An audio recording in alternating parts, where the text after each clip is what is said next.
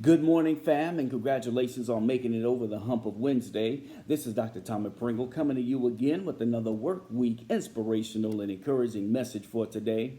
On yesterday, we talked about how those who remain, sit, and abide in God's shelter and find rest in knowing that the Almighty God will be standing before and overshadowing you to protect you from the enemy.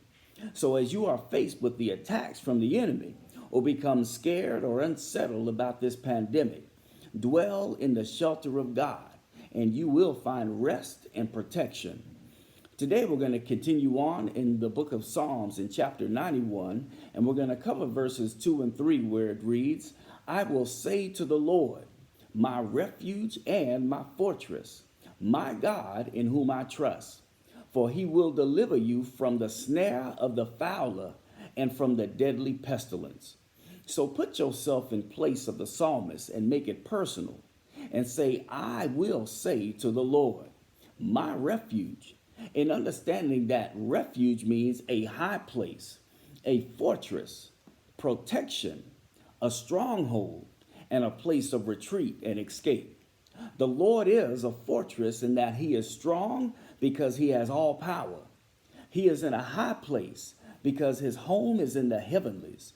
He is our protection and stronghold in times of attack. And because of all this, we can trust him. Verse 3 tells us that he will deliver us from the snare, which in Hebrew means trap, of the fowler, which is the trapper. So he will deliver us from the trapper and the traps that are being set by the trapper. So while we may fall into one of the enemy's traps, the Lord will release and deliver us out of the trap of the enemy. Not only that, but this verse also says that the Lord will deliver us from the deadly pestilence, which is considered to be a fatal epidemic disease. So we need to recognize that even though man or many may not understand how to stop or deliver us from this pandemic, we serve a God that is able to deliver us from any pandemic or pestilence.